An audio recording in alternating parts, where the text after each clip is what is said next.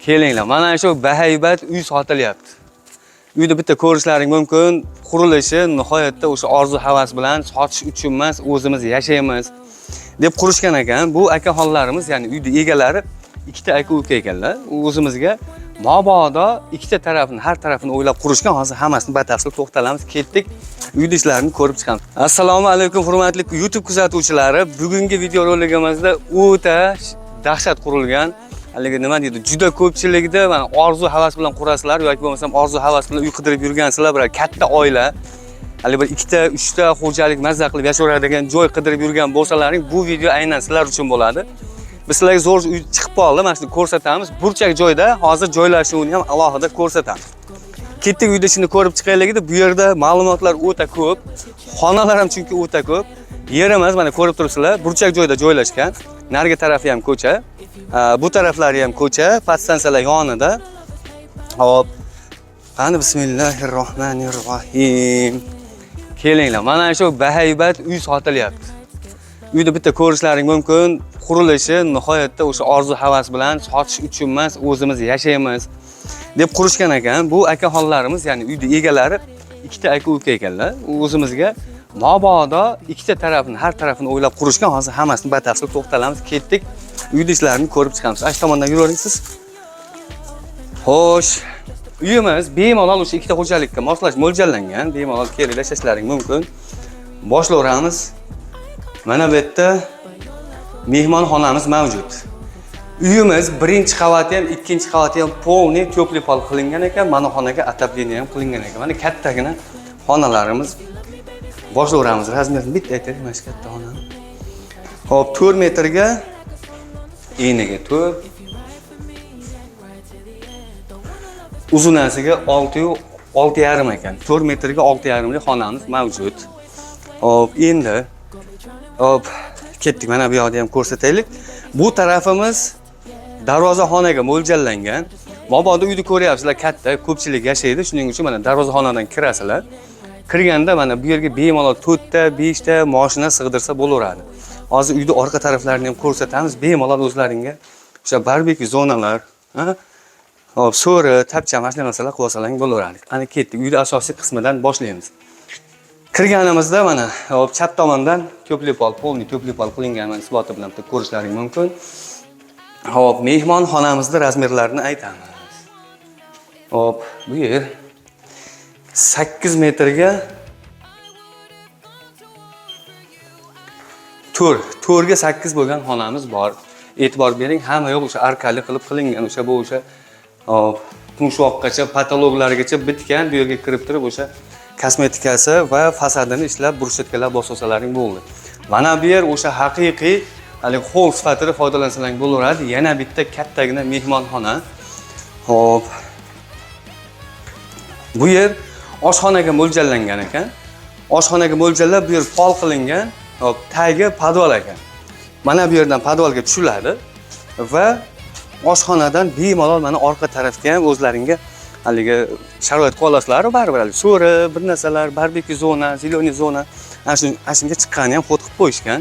Ichimlik suvlari kirgan, men tortib qo'yganmi deyapti. Mana orqa tarafda ko'rsalaring bo'ladi. Hop, kolodeslar uchun ham joylarni mo'ljallab ketishgan ekan. Xo'sh, endi uyning ichiga qaytamiz. Uy polniy birinchi qavati ham, ikkinchi qavati ham polniy pishganlikda qurilgan. Xudo xolasa cho'chimay yashalaveradi. Hamma yo'q, mana e'tibor beringlar, patologlargacha bitgan ekan. Hop, mana bu yerda yana o'sha kichkinagina o'sha holchasi bor, bu o'sha 6 qirrali. Ketdik, endi ikkinchi qavatga chiqib boraveramiz. Bu uyimizni hali 3 dan 1 qismini ko'rib chiqdik. Endi qolgan qismini ko'ramiz. Uyda aylan atrofiga polniy o'sha akfa eshik romlardan o'rnatishgan ekan. Ketdik, bir chekkadan boshlayveramiz. Mana bu yer o'zlaringga moslab olasizlar. Endi bular o'zlariga moslab qurishgan, qaydadir detskiy, qaydadir o'sha kattalarga yotoqxona, mana bu yerda o'sha kirxona yoki bo'lmasa garderob o'zlaringga qilib olsalaring bo'ladi. Garderobga aytar ekan. Mana bu taraf katta nima? Yotoqxona. O'sha o'rta yoshlilarga, bu yoq mana sanuzellari bilan hamma yo'q ishlaydi deyishyapti. Sanuzellarini polni ishlar ekan. Endi yana davom etamiz. Eslatib o'tamiz, ikkinchi qavatimiz ham polni atab nimasi to'pli poli bo'lgan. Mana bu yer yana bitta sanuzelimiz bo'lyapti. Bu yerimiz bolalarga yotoqxona deyishdi. Buni to'rga to'rxona mana shu bo'lishi kerak. To'rga to'r ekan.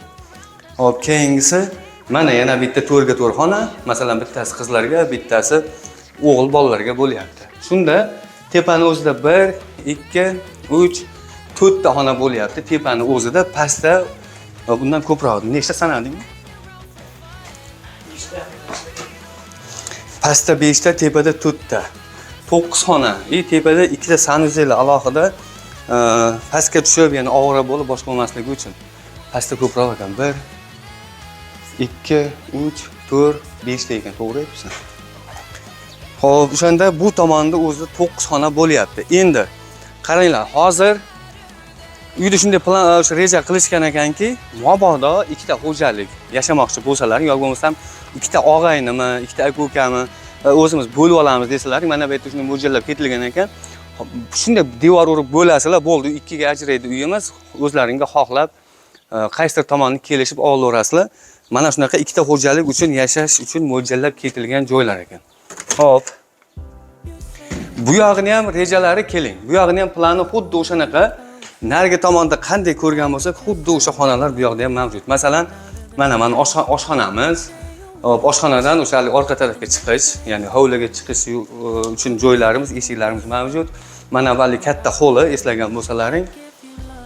Hop, koridorimiz mana 6 xiralik koridorlarimiz va mana bu yer yana bitta xona.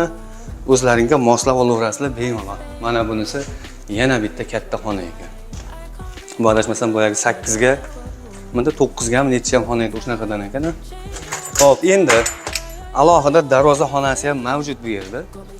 Hali boya nari yoqda qanaqa darvoza xona bo'lsa, bu yoqda ham xuddi o'shanaqa darvoza bor, faqat devor bekilgan ekan. Mana yog'ochlar borligini hisobiga u yoqqa o'ta olmaymiz. Xo'p, endi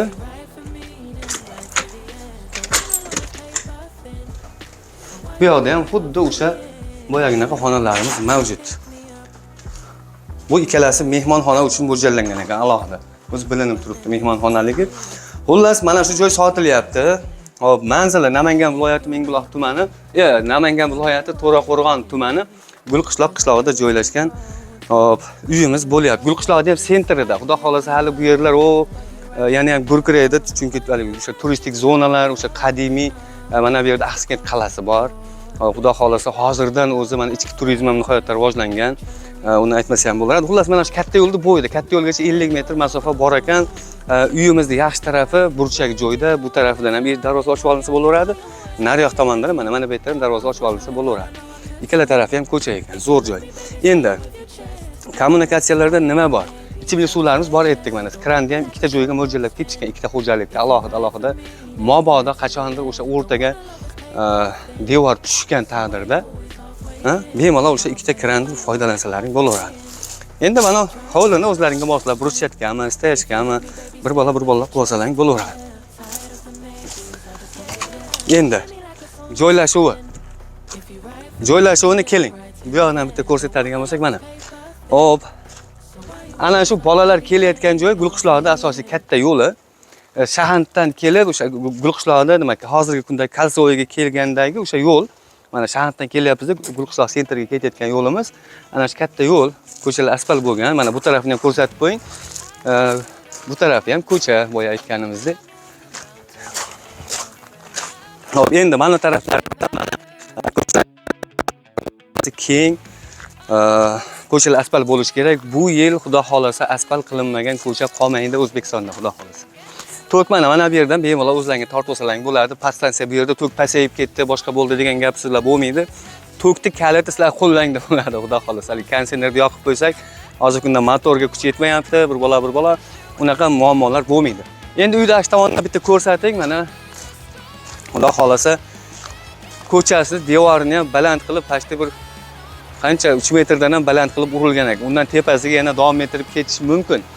Mana shu uyimiz endi narxini kelishamiz deyishyapti. Mabodo lokatsiyasini Telegram kanalimizga tashab qo'yamiz. Telegram kanalimiz Mingbuloqda deb yozsalaring, yashil belgili kanal bor. O'sha yerga tashab qo'yamiz. Tomlarini ham qaranglar. nihoyatda o'sha chiroyli ayalmagan. Sotish uchun emas, o'zlariga yashash uchun qilinganligi bilinib turibdi. Hop, endi egalarning raqamlarini kommentariyada qoldiramiz. Telefon qilib bemalol o'sha kelishib olsalaring bo'laveradi.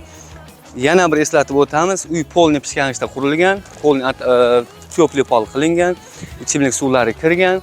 Endi qolgan to'k-po'k, endi qolgan kompostlarni qilib olishlaring kerak bo'ladi ommaga. Mana shunaqa gaplar. Kanalda mehmon bo'lsalaring, obuna bo'lib kuzatib turinglar. Xudo xolasa, yaxshi joylarni, ya'ni sotilayotgan uylar, loyihalar, uyga oid nimaiki bo'lsa, hammasini qo'yib boryapmiz. Mana shunaqa lokatsiyasi Telegram kanalida bo'ladi. Sog' bo'linglar, salomat bo'linglar. Bizni kuzatishda davom etinglar.